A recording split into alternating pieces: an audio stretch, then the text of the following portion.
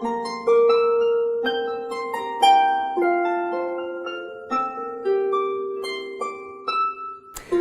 so we're gonna get the harp body ready to put the frame on, and so it helps that we glue it together first. So as I showed you, you're gonna just like start all the creases on the harp body. You don't want to press them in. You don't want to like flatten them inside, because you want to make sure that you have some spring to these, because you're going to want them to spring back against the frame as we're gluing it on. That's going to make it the best glue contact. So what we're going to do first here, we folded up the seams of the Soundbox. So now we're going to put some glue, and I lift up this one here, and I take some glue.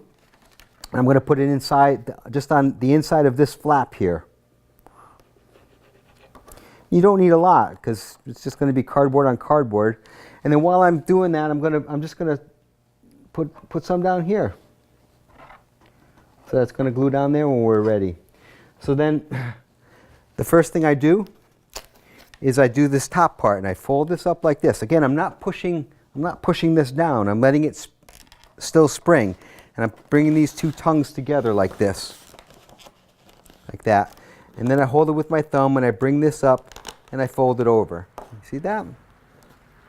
Okay? And then I sort of, to keep it from springing back, I sort of close it with my left hand like that, and it sort of keeps it from springing back out. If it does, then you just go back and you just put it back, fold it back together. So then down here, you're going to take both these tabs. I'm able to do it by myself because I've done so many of them, but it's also just like so helpful when you have someone else, when you have two other hands. Four hands just make it a lot easier. But you know, I'm making the film and I'm the only one here. So, and then you're going to bring up this tab like this, and you're going to fold it in like that. You're just going to fold it flat. You don't want to push it all the way in so that it creases. You're just going to leave it flat because you want this cardboard to spring back its pressure against the frame on top. So then what I do is I start these in like this, and that sort of keeps them contained. Then I just sort of push them in, snug it in like that, snug this end up here.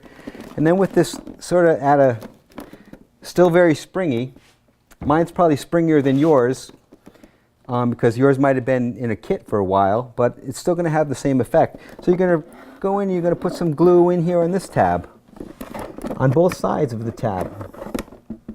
And again, you're not going to need a lot of glue because it's going to spread when it goes flat like that. And then back here, you're just going to put some glue in there. And again, if it oozes out, you just want to, just like on the frame before that we were building, you just want to wipe up the excess glue. So then you're going to push this in, trying not to push down in the center of the harp, but you want to push these in and put pressure on the ends. And so a way that you can do that to let the box dry, you want to line up these lines so that they meet, and then you can put a gallon of paint or an encyclopedia or a bunch of heavy books, anything you can to just keep that contact there. And then up here the same thing. Here's your chance to push in the top so that it's gonna be flush with the top there. You're going to take your other gallon of paint or your books or your friend's hands, and you're going to put it on there too. And then you should see some little bit of glue ooze out, and you're just going to wipe that right up. And so it should be bulging out a little bit here in the center, because again, as I said before, that's important for when we put on the frame. Here's another little trick that I just wanted to let you know.